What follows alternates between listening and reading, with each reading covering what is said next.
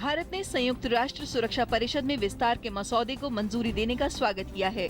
संयुक्त राष्ट्र की 70वीं महासभा आज से शुरू हो रही है, जिसमें विस्तार पर चर्चा होगी। भारत ने इसे देश के लिए बड़ी उपलब्धि बताया है। संयुक्त राष्ट्र में ये पहला मौका है जब इस सुधार प्रस्ताव के लिए सदस्य राष्ट्रों ने लिखित सुझाव दिए हैं। बिहार चुनाव के लिए प्रत्याशियों पर भाजपा की केंद्रीय चुनाव समिति की आज अहम बैठक है। बिहार विधानसभा चुनाव में भाजपा 160 सीटों पर मैदान में उतरेगी। वहीं सहयोगी रामविलास पासवान की लोक जनशक्ति पार्टी 40, उपेंद्र कुशवाहा की RLSP 23 और जीतन राम मांझी की हिंदुस्तानी आवाम मोर्चा 20 सीटों पर चुनाव लड़ेगी। बिहार में स्वतंत्र और निष्पक्ष चुनाव कराने के लिए चुनाव आयोग सभी मतदान केंद्रों पर अर्धसैनिक बलों की तैनाती करेगा।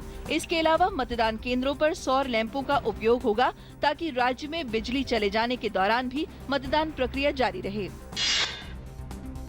3 दिन के भारत दौरे पर आए श्रीलंका के प्रधानमंत्री रनिल विक्रमासिंघे आज प्रधानमंत्री नरेंद्र मोदी से मुलाकात करेंगे। दोनों देशों के बीच प्रतिनिधि मंडल स्तर की बातचीत होगी और विभिन्न क्षेत्रों में सहमति पत्रों पर हस्ताक्षर होने की भी उम्मीद है। विदेश मंत्री सुषमा स्वराज ने नेपाल के कई हिस्सों में जारी संकट और वहां जारी प्रदर्शनों पर चिंता जताते हुए हिंसा मुक्त माहौल में वार्ता के जरिए सुलझाने का आह्वान किया है। सुषमा स्वराज ने एक टिकाऊ और लचीले संविधान पर भी जोर दिया, जो आधुनिक नेपाल के निर्माण के लिए आवश्यक हो, और उम्मीद जताई कि नेपाल के नेता अपनी कोशिशों में कोई कसर नहीं छोड़ेंगे। राज्यों के वित्त मंत्रियों की अधिकार प्राप्त समिति GST कानूनों को अंतिम रूप देने के संबंध में आज बैठक करेगी। इन कानूनों को GST लागू करने के लिए राज्य की विधानसभाओं द्वारा पारित किया जाना है। सरकार मौजूदा खरीफ सीजन में कम मानसून की वजह से किसानों को हुए नुकसान की भरपाई के लिए कई कदम उठा रही है। सूखा प्रभावित इलाकों में मनरेगा योजना के तहत 50 दिन अतिरिक्त काम करने का मौका मिलेगा।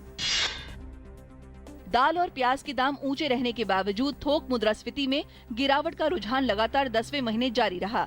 अगस्त में सस्ते ईंधन एवं सब्जियों के मद्देनजर ये 0 से 4.95% नीचे के ऐतिहासिक स्तर पर आ गई है।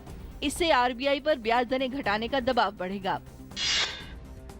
खुदरा मुद्रास्फीति की दर इस साल अगस्त में कम होकर 3.66% पर आ गई, जबकि ये जुलाई में 3.69% थी और पिछले साल अगस्त में ये 7.03% थी। उपभोक्ता खाद्य मूल्य सूचकांक के अनुसार अगस्त में खाद्य मुद्रास्फीति की दर में 2.2% की मामूली वृद्धि हुई, जबकि जुलाई महीने में ये 2.15% थी। 2006 में मुंबई ट्रेन धमाकों में मकोका की अदालत में सजा पर बहस आज भी जारी रहेगी। न्यायालय बहस पूरी होने के बाद सजा सुनाएगी। अदालत ने कल सजा पर हुई बहस को आज भी जारी रखने का फैसला किया था।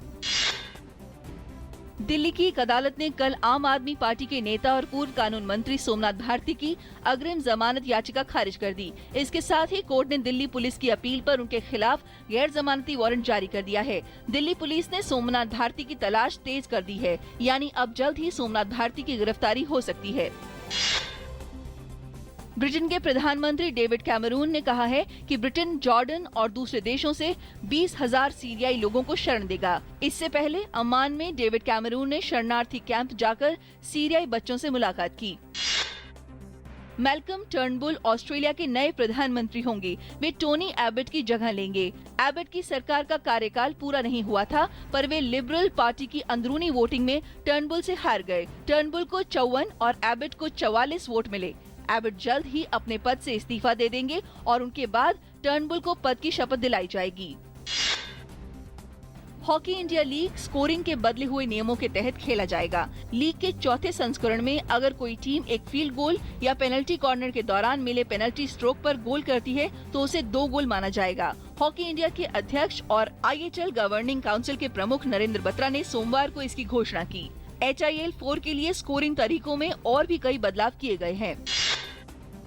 यूकी भांबरी ने ATP Shanghai challenger tennis tournament जीतने के बाद एकल वर्ग में अपने करियर की सर्वश्रेष्ठ 125वीं रैंकिंग हासिल कर ली है। इस सत्र के अंत में शीर्ष 100 में शामिल होने का लक्ष्य बनाने वाली यूकी को इस जीत से 80 अंक मिले और उन्होंने 20 स्थान की छलांग लगाई। वे भारत के नंबर 1 एकल खिलाड़ी हैं।